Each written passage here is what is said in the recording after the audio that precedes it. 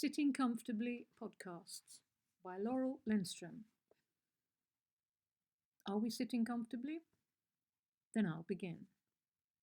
The Draftsman, Chapter 1, Arrivals. Through dark glasses he saw himself reflected in the rear-view mirror, and beyond his view tall cedar trees, black against the early spring sky, reflected in glossy new red paintwork, rain droplets distorted, outlining alien reflections backed with red. From another life, he was sitting in a black cab and through another mirror watching his dad smoking. Dad was telling him all about Trotsky's betrayals, miasma tales floating in the nicotine haze. A slight shake of the head and he pushed his stick-straight hair out of his eyes, glanced back at nothing and switched off the growling engine. Sitting still, suspended, in a moment he stared at the ugly bungalow in front of him, flat, sprawling, a spreading mass of rain-washed red brick, weeds and tarmac, shadows of dirty newsprint grey. Offensive. This is it. This is where it all starts, he whispered, apprehensive, unconvinced. At the front door, his sister was waiting in welly boots and too much scarf rising up around her neck in a wave of woolly beige. She was standing still but somehow moving, an energetic excitement shimmying and almost visible. He thinks fleeting and ugly anti-Alison thoughts, but calls out instead, "Hey, Alison, how's it going?" Alison is large, with the same stick-straight hair as her brother. It is expertly dyed a butter mousse, burnt caramel at the roots, long and full of swing. The merging scarf gave her a curious, top-heavy aspect, an inverted, slightly wavering pyramid anchored in Wellingtons. Tending middling to heavy, she should have gone for a loose and flowing look, but instead she went for slightly too tight trousers and short-cropped cardigans to show off her curves and balance her big hair. She was cradling the phone awkwardly under her left ear while holding it with her right. Struggling to keep her large leather bag on her shoulder, she listed slightly as she walked towards him, ungainly and slightly knock-kneed in her rubber boots. Martin figured that whatever she was talking about probably needed a tight grip. Her husband, maybe, or Joshua, or more likely Martin himself. All smiles, she finished her call and beamed a gushing welcome, arms open, with heavy bag and scarf a confused tangle slipping from her shoulder. Awkward and stomping a few paces towards him before the effort got too much, she called, "You're here! You're finally here! It's just so exciting, isn't it? You know you're going to love it down here, don't you? You know it'll do you so much good." Tiny, whinnying titters filled the breathy spaces between her words, but the force of her enthusiasm was exhausting, and Martin was unconvinced, certain that neither of them really knew what would do him good or what would not. He looked at the graceless house he had bought 6 months ago and reminded himself that it would all start here. It had to start. Something had to change. He had to change. Somehow he had to move on, although he wasn't entirely sure why or to what.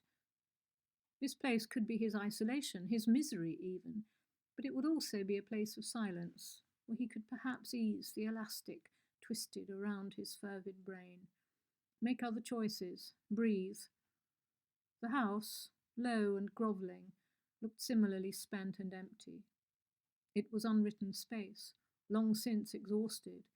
In close, frigid touch with the ground, it was nearly dead. He felt his own chilled life like condensation dribbling slow and cold away from him into the same close, frigid touch with the ground. The bungalow was built in the 60s, a perfect square with 6 bedrooms, bathrooms, sitting room, dining room and kitchen arranged along each of its 4 sides, with a courtyard in the centre. The rooms shared a common internal hallway with metal-framed windows all around to let light into the house's interior. In the middle of each of the 4 sides, a door opened out onto the courtyard. Viewed from the outside, the house appeared to sprawl, the effect of its lowness to the ground and dimensions. From the inside, It felt constricted, as if it were four rectangles, clumsily bolted together, a prison instead of a unified, single space. Surrounding it were 60 acres of parkland, woods, narrow, deep rivers, feeding a pair of artificial lakes. Turning his back while his sister fiddled with her noisy phone, Martin lit another cigarette and stared, slightly dazed, out across the parkland. Listless grass sloped down towards a half-mile of drive and the twisting lane, running wonkily perpendicular back to the village he'd just driven through. Pretty, but with a desolate air, Catstown had brick pavements, terraced cottages standing in a defiant row along a busy main road, pollarded lime trees and 4 pubs, a butcher, and a bakery come tea shop.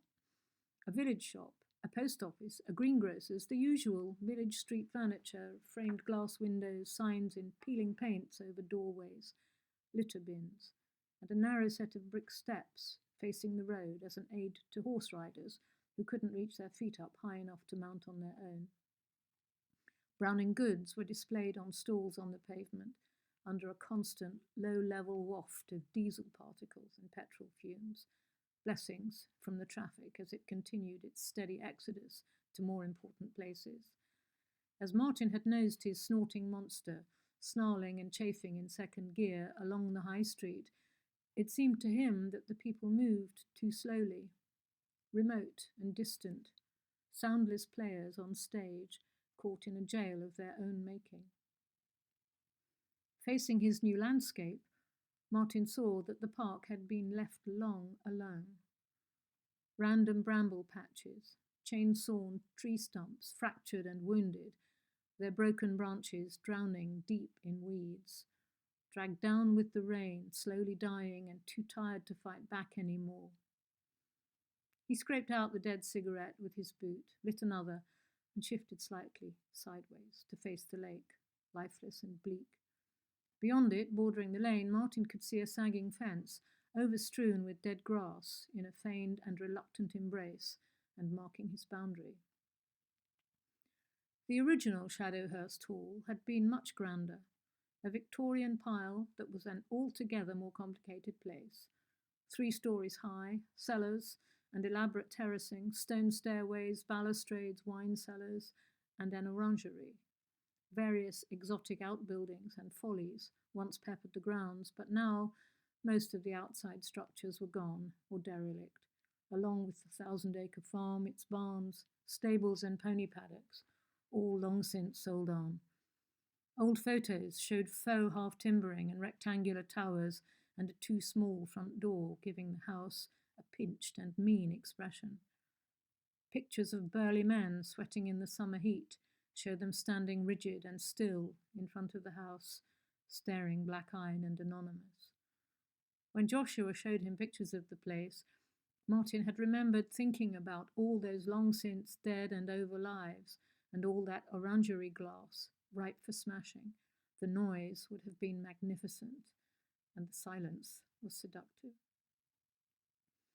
Martin's business minder was a man whose age was middling old, but not too old. Joshua Fothergill understood the workings of Martin's peculiar intelligence, but not much else about him, despite their 5 or so year working relationship. Where Alison saw obsessiveness, Joshua Fothergill recognized an insatiable need for resolutions.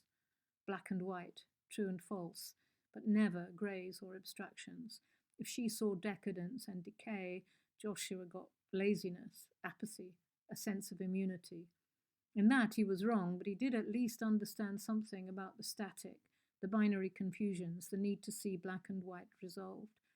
With Alison, Joshua had a singular relationship, part competitive, part parental, the bigger part friends, united in mutual love for Martin. They had met when Joshua's firm was instructed to advise Martin and his boss as to the options so suddenly available to them. Joshua wrote the contract and associated paperwork and had looked after Martin's interests ever since. Those early contracts were the start, and Shadowhurst was to become the latest twist in their shared journey. Martin remembered how, careful and precise in new brogues and country tweeds to match the conversation, Joshua had paper-clipped the house pictures to his recommendations for Martin's offer. His soft pink lips had moved slowly behind the reddish beard and moustache, and his brow was tight in concentration as he explained in subdued and careful tones the various propositions. Detailed and with several alternative financial models ranging from dull to exciting, they all led to Martin buying Shadowhurst. Though he did not mention it, Joshua was in favour because financially this was a good investment. Joshua was also in favour because of the delicious prospect of long weekends and swimming in the lakes, walks to the pub, and other vaguely rural pursuits they could share. Out of London, there would be less noise, more intimacy, and more time for those special moments he always hoped were on their way. Joshua was perpetually walking towards them, but like walking towards a massive monument from the wrong end of a distant avenue. No matter how fast he walked, he never seemed to arrive.